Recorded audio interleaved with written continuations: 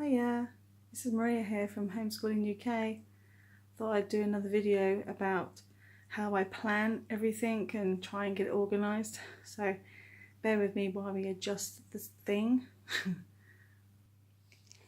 Okay, this is my binding system. It's only a folder. It's just normal A4 folder which I had lying around.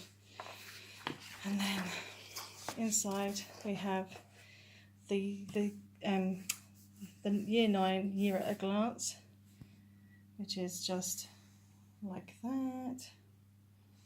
I printed this off of Calendarpedia, which is really good. I liked it, and you could rearrange it all yourself any way you wanted, so it's pretty cool.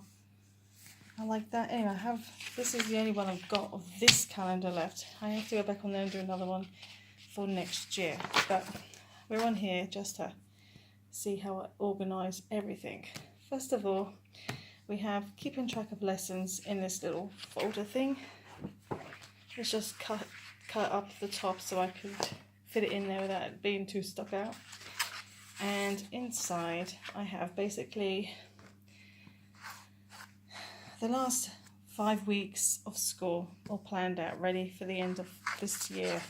This is her last few months, last 4 or 5 weeks of being in Year 9. So basically what we are using these books. So if I just move them over here a minute so you can see what I'm doing. That's homework. So it's on here, it says we are page 7. I want her to do page 7 in this last week. So that's page 17. Question 7, sorry, not page 17. So yeah, so we're on question 17, and we want to make sure she's doing question 7, which we're doing today. And then she's got to use a calculator and check all her answers to guarantee they're all right. And then if she can, then we move on to question 8. And then we just follow them through. And if she does them before lesson 2, crosses them off before she does them, then there's less for her to do the next time. So, and then it's go all the way through. Week 2, she'll do question 1, 2, and 3 on page 19. Question 4, question 5, 6, and 7. 2021. All these questions. Now, you might seem a bit odd that she's only got 3 questions, but most of those questions have, if I should have showed you, have like question 3 has A, B, C, and D. Question 2 has A, B, C, and D. And question 1 has A, B, C, and D. So if I just show you in the book. Let's have a look. Question 7, obviously A, B, C, D, E, and F. Question 9, A, B, C, and D. Question 10. So she takes a long time. If she's not too good at dividing decimals, it'll take her that long just to do this set. So that's what we do for that. Yeah, that's on maths, okay? And this is Oxford edXL GCSE Maths Foundation, and it's very good. I love it. So yeah, we are using that. And then after she's finished a chapter in there, I should have got it over for you really, shouldn't I? So I can show you. Look, so this one is multiplying and dividing. I think this is nearly finished, but when she's done this page as well, obviously, she will do the multiplying and dividing homework, which is both these pages. And she might not do all of them. She might do this for homework, and then this the next night. But that's what we're doing. So yeah, that's for the maths and the books we use. That's our curriculum of maths. And there's the answers, just so I know that I've got them too. I had to, when I brought this book off of Amazon, I then had to go to mymaths.co.uk and ask them for the answers for the homework book. And they sent it to me in an email. So yeah, so that's basically maths. Then we have the geography, which is the same. It's all lined out for the week 1, week 2, week 3, week 4 and 5. So this is a geography book that we're on at the moment.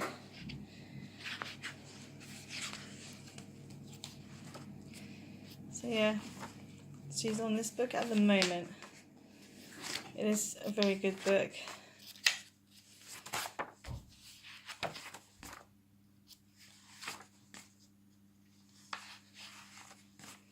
We're trying to get it finished before the summer term starts, summer holidays. And then in year sort of 10, we're waiting for the answers to come back so that we can use this book in September for her GCSEs. So yeah, and that one is quite thick. But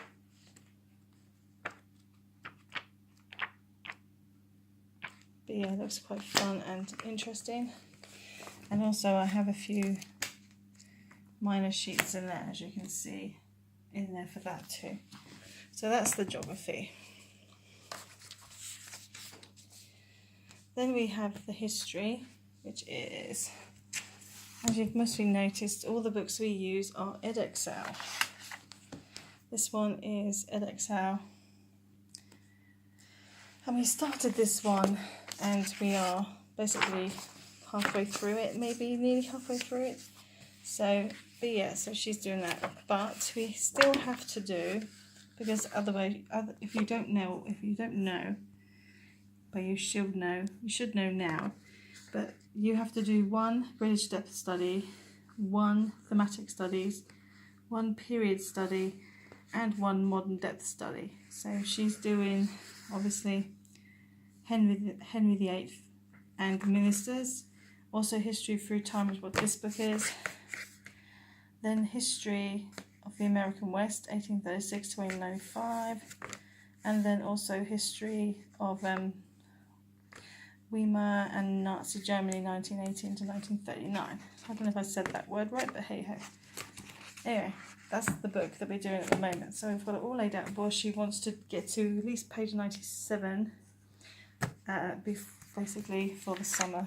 So that's quite far away, look. So 97 is pretty fast. I want to get to the end of the chapter there. So yeah, which is there, page 97. And then we do a new chapter for 1700 to 1900. So yeah, that's what we want to do for the summer, before the summer. Yeah, that's our history and geography.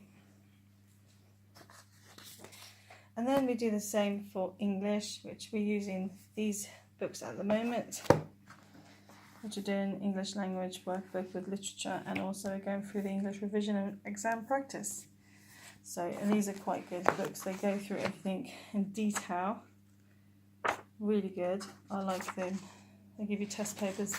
They give you exam basics, practice your skills, finding evidence and structure and everything. So yeah, definitely something I recommend. If you haven't already got it, you should get them. And of course, these are the exam boards they go by. I think they're in there. They're on the front as well. Look. So, and obviously, I'm doing Edexcel. So yeah, that's part of the English. Also, we've got to do, for literature, which we're not doing anymore now until September, we have to do 15 poems which are from the cluster sets A, B and C. We're doing conflict, which is these poems obviously on here. Poison Tree. We've done the Poison Tree, which is all crossed out. Belfast Confetti, Katrine. And then we do a comparison lesson. And then the rest of these poems. And then also these poems. So we cross them off when we've done them.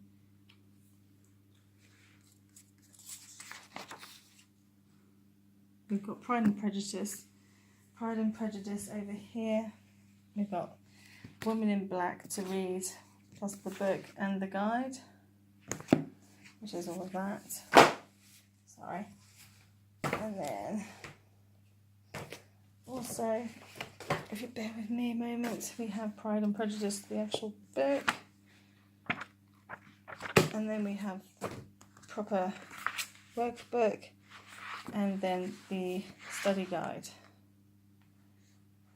So yeah, so we've got that sorted. I've got to get a few more books yet, but not for a while. We don't have to worry about that for a while. So yeah, so we've also done the Christmas Carol, which I should write completed.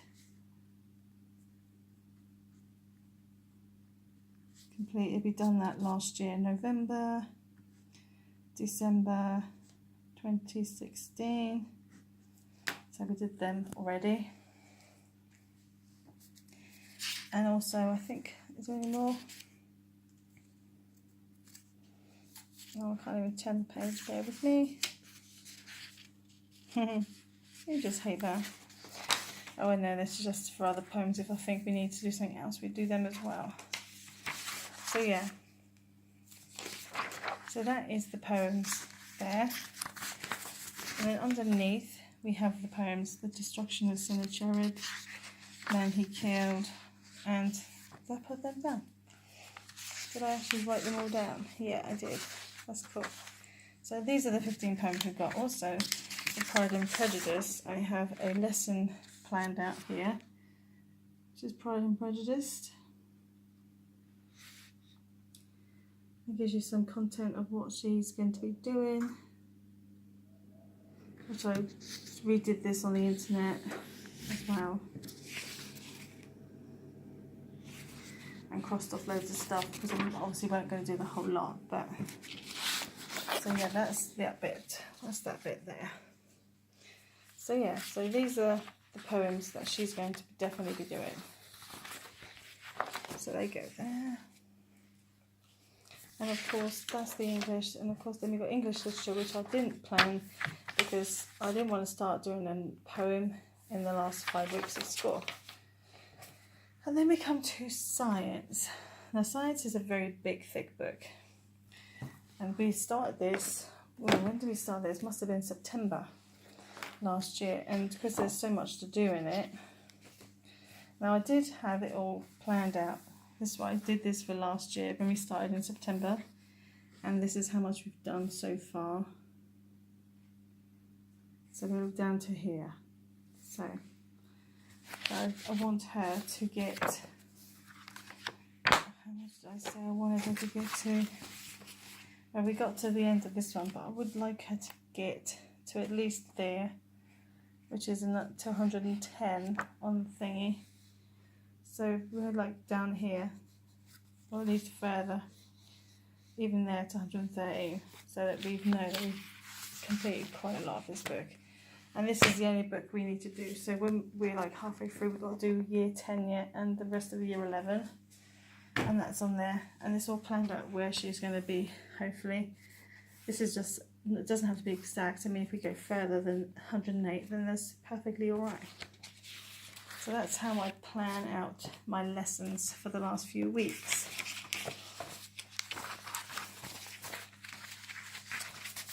And it's quite handy in a little folder. Just leave it in there, close it up, and it's there for you to read later. Also, as we're on the subject of English, I printed these off the internet for English. Now they are EdXL poetry lessons. If it can focus a moment, there we go. And it tells you the learning objective, and it tells you also the poem that you'll be using through this lesson, which is obviously Poppies by Jane Weir. And then after you've done this bit, this is the guide, you get a lesson, the worksheet and everything. And then you get another worksheet. And so it's so difficult to try and move them. And another worksheet and another worksheet. There's about 3 there. So yeah, so that's for that lesson. This is lesson 1. Then we go on to lesson 2. And again, it has worksheets there as well, which I can't show you all the time. There's the lesson worksheet D21, which goes with this one, D21. Then we have another lesson, and we've not got all of them, I just printed up some. And then there's another lesson 7 and worksheets and more worksheets. So there's about sort of 8 or 9, maybe 10 lessons to go towards what we've already got planned out. And also I have, if you care to look, I also have printouts of poems and example material. Like this is Katrin, where we're going to be doing this anyway, and it's just what people have already done on the internet for their exams. So it shows you what they've written for each part, and it also shows you the grade as well. So that's pretty good. So that's some of this that I'm going to be using for English. Also, I did want to just say, I also printed out this sheet for English, which is basically tells you about how to write a poem and read a poem through the form, imagery and narrative and the voice. And it describes what each one is supposed to do. So that's quite handy to have. And if anyone hasn't got this book or anything near it, the workbook for English literature, it has got a wrong page. I thought that was finding it is a following pain in the bum. Let's have a look. We have comparing poems. There we go. It's got comparing poems in this. Also, 10 human pages writing about poetry. Helps you there. Reading set poems. So it tells you what to do there. And obviously essays. So yeah, I'm only using this book for this poetry section because we didn't really use this book anyway. So poetic techniques. So yeah, it's different cultural texts, comparing cultural texts, novels and short stories. Obviously, novels and short stories. So she might be doing this as well for the next few weeks actually. So themes and all that sort of thing. So yeah, that's good and handy to have. Okay, going back to my folder. Oh, and I also have a few English literature books which EdXL sent me last year. Anyway, after this folder I have this section of paper which is not in there yet, but we'll do that later. Oh.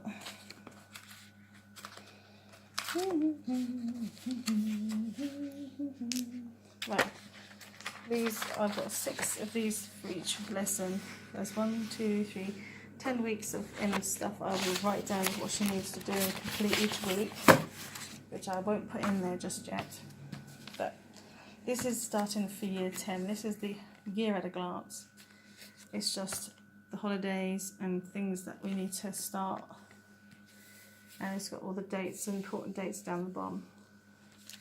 And then after you open it over, then you have your month at a glance, which is not filled in yet. I won't be doing this until the summer, but I know that she's got Dennis on the 5th, so she will be doing her lessons later that day. And then we have a weekly planner with goals, follow-ups, and don't forget. So this is a page with notes on. This is the page which I will write down things I do want her to do and things that we may have to follow up from last year and things I don't want to forget about, even if it's not for a few months, or if I keep reminding myself every week. This is the weekly planner. Then we have week at a glance, which is all of our lessons at a glance, pretty much like the timetable, which is I've got a timetable somewhere. I don't know where they went. Must have gone over there. No, anyway, I don't worry about it. We'll find it in a minute. So yeah, I think I know. So yeah, so that's what we want for the first week, and then basically it's like that for the next. It'll be like that for the next few weeks until I think that's September, I mean. And then it goes straight through until till, yeah, okay. So let's just do a quick walkthrough. So that's basically going to November. It's definitely the 4th of November. That's my birthday. So yeah, the 4th of November. Anyway, as we haven't put any more in yet because she hasn't started, I will do the rest in the holidays. But at the moment, this is for the year 11 calendar, which I've already got in here. Year 11, 2018 to 2019. And then basically for this bit, excuse me a moment. No. This calendar isn't for schooling, it's just in here because I wanted another one for 2019 so I can plan ahead for any other reasons. And then I have what we do every day. We go by a timetable. Now, I know people might say, why is she on a timetable? But to be honest, this is better than keeping a planner. I can't keep planning, nor does she. She's not very good at planning. So I give her a timetable. I have 3 timetables. One for downstairs on the wall, one for her bedroom, and one for my folder. So wherever I am, I will know what she's got, and she should know what she's got. So yeah, so this is her timetable for starts on September the 5th or the 6th. And she has basically an hour of science, an hour of English literature, an hour of maths, an hour of geography, and then an hour break for lunch, and half an hour for history, and then the same basically all the way through. And then on Wednesday she'll have half an hour of spellings and maybe reading out loud. But she doesn't really need to read because she reads all the time in her room. I mean, what she wants for her birthday is just a box of books. So, but yeah, that's what she's got there. On Thursday are different and Friday is different. So we've got all her normal lessons, and at the end of the day she might finish at 2:30 because I'm trying to figure out a lesson to put in there. Something different that we haven't done yet. And on Friday is a short day. We do geography and maths, both for an hour, no break in this bit, and then as soon as she finishes at 10:30, that she has the whole day off. And it's nice. She likes this. This is a structure we like, so we keep with it. Anyway, I thought I'd just quickly go through my folder. I have the grading system. This was done last year, but I have some upgraded stuff in here. Considering this is how the grading system is now. That when you 1 to 9, 1 being totally rubbish and 9 being really good, and if they've left it at 9 so that you have room to improve if they want to improve the scale. So yes, I had all this information about all this, about the grades and the levels, excellent attendance and everything. Oh, there we go. She has excellent attendance. The only time she doesn't turn up is when she's ill. But most of the time she comes down on her own accord with her folder for each lesson, and it's either marked out on the board over there, or it's just we go through the books together. So some maths is usually marked on the wall, and so is English. Then we have this chart. Now I wanted a chart which showed me percentages conversion. So if she did 6 out of 7, that's 86%. And I did it for all of them, like 15, up to 15 this page, 30, 20, 40, 35. So yeah, she did 38 out of 40. It tells you what it is converted, how many percentages she got. And every time she's done a test or anything like that, she's got a C, 78% to 85% on her test, so that's quite good. As long as she stays at that, we should be fine for her exams. And then it's just progress, her progress and expected progress over the next 2 years.